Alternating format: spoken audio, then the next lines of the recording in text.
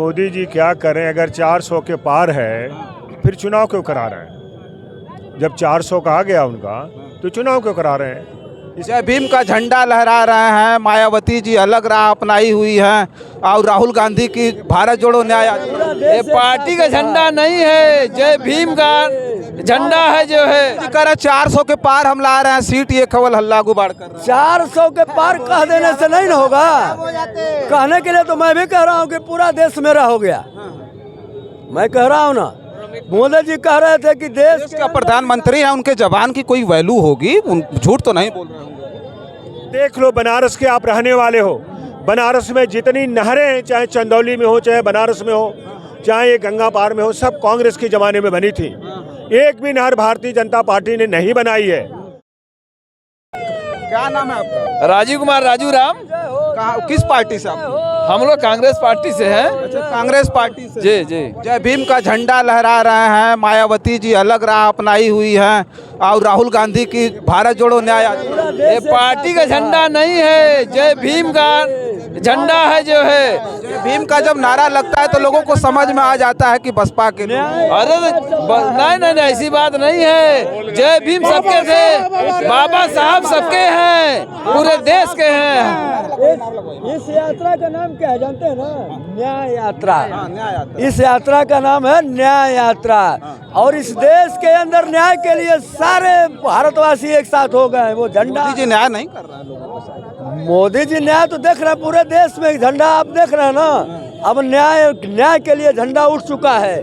किसान भी उठ चुके हैं न्याय के लिए, नौजवान भी उठ चुके हैं न्याय के लिए। परीक्षाएं हो रही हैं, रद्द हो जा रही हैं। न्याय के लिए ये यात्रा चल रही है। भारत के अंदर न्याय होना चाहिए, किसानों के साथ न्याय होना चाहिए, नौजवानों के साथ न्याय होना चाहिए, देश की गरीब जनता के साथ। राहुल गांधी न्याय करेंगे लगता है आपको? आज़ादी से लेकर, आज़ादी से पहले से लेकर इसी देश के जनता की लड़ाई राहुल गांधी नहीं, गांधी परिवार, कांग्रेस परिवार, सारा परिवार लड़ रहा है। न्याय मिला तो मोदी जी बोले इनके साथ कार्यकर्ता खत्म हो गए, इनका झंडा उठाने वाला कोई कार्यकर्ता नहीं है। पूरा देश एक साथ हो चुका है। कार्यकर्ता तो सड़कों पे दिखाई दे रहा है। देखो सब मोदी जी कह रहे हैं 400 के पार हम ला रहे हैं सीट, ये खवल हल्ला गुबार कर रहे हैं। 400 के पार कह देने से नहीं ना होगा। कहने के लिए तो मैं भी कह रहा हूँ कि पूरा देश मेरा हो गया। मैं कह रहा हूँ ना, मोदी जी कह रहे थे कि देश का प्रधानमंत्री है, उनके जवान की कोई वैल्यू होगी, झूठ तो नहीं बोल रहे होंगे। हमारे देश का हर व्यक्ति एकदम सच्चा है। वैल्यू की बात आपने कही तो उन्होंने ही कहा था कि किसानों की आय दुगुना कर दूंगा, लेकिन आज के समय में किसान जहां 900 रुपये कंबाइन का रेट देता था वहां 1700-1800 दे रहा है। तो आय बताइए, वही तो कहे थे कि मैं इस देश को हवाई। राहुल गांधी न्याय दिलाएंगे, राहुल गांधी न्याय दिलाएंगे लगता है किसानों को। न्याय के लिए लड़ रहे हैं। देखे नहीं है मणिपुर में न्याय के लिए गए। नाम हुआ सर आपका? मैं सुरेंद्र सिंह हूँ, पूर्व मंत्री हूँ। तो मंत्री जी, हम ये जानना चाहेंगे, हुजूम उमड़ा है बनारस, मोदी जी का संसदीय क्षेत्र है, बनारस में चौओर विकास, 400 के पार का नारा भी कल मोदी जी ने दिया है और ये कह रहे हैं कि कांग्रेस के पास कोई कार्यकर्ता नहीं है, कि कार्यकर्ता टूट के बीजेपी में शामिल हो। देखिए, मोदी जी क्या करें, अगर 400 के पार है फिर चुनाव क्यों करा रहे हैं? जब 400 का आ गया उनका तो चुनाव क्यों करा रहे हैं? इसका क्या मतलब है? अभी से बोल रहे हैं 400 पार है, इसका क्या मतलब है? वो ज्योतिष है, भविष्यवक्ता है, क्या है वो? फिर चुनाव क्यों करा रहे हैं? वो तो बहुमत हो गया उनका। इसका मतलब कहीं ना कुछ गड़बड़ी है ना, चाहे ईवीएम चाहे कहीं ना कहीं कुछ। ये 400 के पार का क्या मतलब है? ईवीएम में आपको भी गड़बड़ी दिखती है? नहीं, आप गड़बड़ी की कदम, तो 400 का पार का क्या मतलब है अभी आपका? मैं आपसे पूछना चाहता हूँ। भरोसा है देश की जनता में, उनके साथ लोग खड़े हैं। अरे भाई, एक मिनट, देश की जनता भरोसा है तो हर जगह पर। तेलंगाना में क्यों नहीं भरोसा हुई उनको? तेलंगाना में क्यों नहीं हुई? कर्नाटक में क्यों नहीं हुई? ये बातें नहीं है। बातें इस बात की, आज देश की जनता महंगाई, बेरोजगारी, दो चीज़ से त्रस्त हो रही है। इसका नौजवान काफ़ी परेशान है और एक किसान की स्थिति आप देख रहे हैं। एक आंदोलन खड़ा हो गया पूरे देश में। किसान स्थिति चाहता है कि अब फार्मूले में तय कर लिए कि हम देंगे। आज वो फार्मूला लागू तय भी नहीं कर रहे, वो सीटू ही तो किसान मांग रहा है ना। आप चुनाव में मध्य प्रदेश में घोषणा कर दिए कि हम जो है सीटू फार्मूला लागू करके यहाँ धान और गेहूँ खरीदेंगे, तो उत्तर प्रदेश का किसान क्या 3100 रुपया कुंटल में धान नहीं बेचेगा? 2900 रुपया कुंटल में धान गेहूँ नहीं बेचेगा? ये क्या है देश में? आपकी वहाँ सरकार है, उत्तर प्रदेश में यहाँ सरकार आपकी है। एक बात हम ये जानना चाहेंगे, अभी राहुल गांधी ने कहा कि जो स्वामीनाथन की रिपोर्ट है, जो एमएसपी की बात हुई थी, हमारी सरकार बनेगी तो किसानों के लिए हम लागू करेंगे, हम देंगे। लगता है आपको जिस कांग्रेस ने उस जो है एमएसपी को नहीं लागू किया उस वक्त, आप करेंगे राहुल गांधी? देखिए, एमएसपी कौन लाया? पहली बात आप पत्रकार हो, ये बता दो। नहीं, स्वामीनाथन एक मिनट, स्वामीनाथन के बाद एमएसपी कौन लाया? पहले थोड़ा आप पत्रकार हो, इसलिए मेरी बात आप जानकार जरूर होंगे। एमएसपी 1966 में बहुत बड़ा अकाल पड़ा था देश में, बहुत बड़ा अकाल पड़ा था। इंदिरा गांधी प्रधानमंत्री थी, बाबू जगजीवन राम जी कृषि मंत्री थे, एस.सी. सुब्रमण्यम प्लानिंग मिनिस्टर थे, और स्वामीनाथन उस कमेटी में आए गए थे। और इंदिरा गांधी गई थी अमेरिका अनाज मांगने के, आइजनहावर ने मना कर दिया था। उस समय देश में हरित क्रांति आई, पूरे देश में हरित क्रांति आई।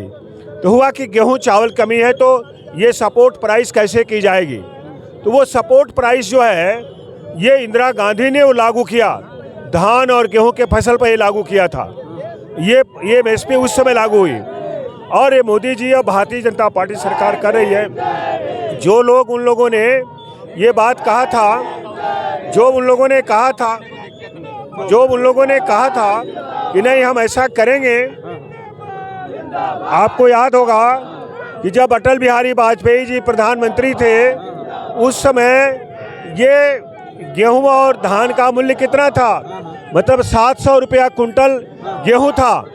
मनमोहन जब 2004 में आए तो 1200 रुपया प्रति कुंटल किया उन्होंने। मतलब आप समझ लो कि 5 रुपया प्रति कुंटल बढ़ाया था उन्होंने। गद्दी छोड़ते छोड़ते गए थे वो। तो आज ये भारतीय जनता पार्टी भ्रामक बात न फैलाए, अनवर्गल बात न करे, और एमएसपी पर जो हमारी मध्य प्रदेश की सरकार थी, चाहे बघेल जी की सरकार थी, जो कमिटमेंट किया था उसको पूरा भी किया था। और आज हम किसानों के प्रति हमेशा समर्पित रहे हैं।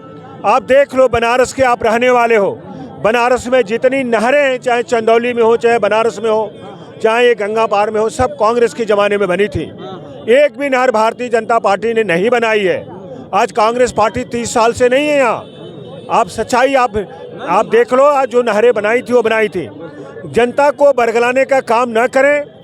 जो आज देश की जनता, आपको रोकेंगे, आखिरी सवाल ही पूछेंगे कि जिन किसानों, मजदूरों, युवाओं के और महिलाओं के सम्मान में राहुल गांधी उतरे हैं, लगता है कि लोग राहुल गांधी को समझ पा रहे हैं? समझने की आवश्यकता है। जो लोग नहीं समझ पा रहे उनके लिए क्या?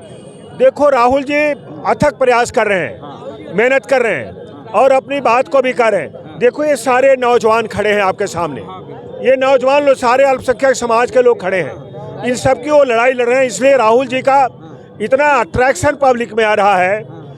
और उसको भाजपा ने गलत तरीके से उसको मूव करके धर्म, जाति, इन सब चीज़ों में फंसाना चाहती है कि जनता का दिमाग जो है उधर से मुड़ करके दूसरी दिशा में चला जाए, और जो मूल्य समस्याएं हैं उसके बारे में न जाएं। ये चीज़ें हैं। आज आप खुद देख रहे हो कि आज पेट्रोल डीजल कितना महंगा है, गैस कितना महंगा है, जनता त्राह त्राह कर रही है। बुनकर आज तबाह हो गया है, पूरा बुनकर। तो आज बनारस के रहने वाले बुनकर समाज में जाके देखो तबाह हो गया है।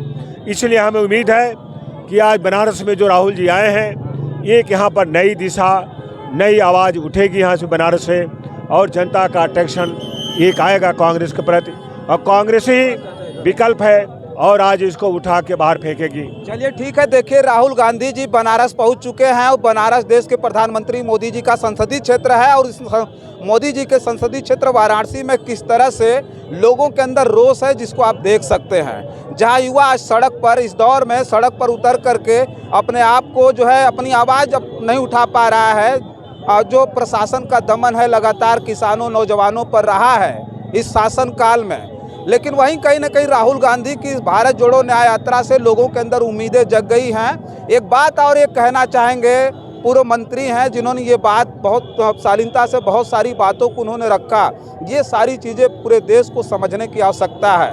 धर्म और जाति से उलझ कर धर्म और जाति में उलझ करके हम देश को प्रगति पर नहीं ले जा सकते। वही राहुल गांधी इस बात को कह रहे हैं लगातार कि आप इससे इतर होकर के आइए और भारत पूरी तरह से जुड़ेगा। जब भारत जुड़ेगा तो हम इस भारत को खुशहाली और समृद्धि की तरफ ले जाएंगे। बस इस वीडियो में इतना ही। तमाम और खबरें लेकर के आपके बीच में हाजिर होंगे। तब तक के लिए आप जन आदर्श भारत देखते रहिए।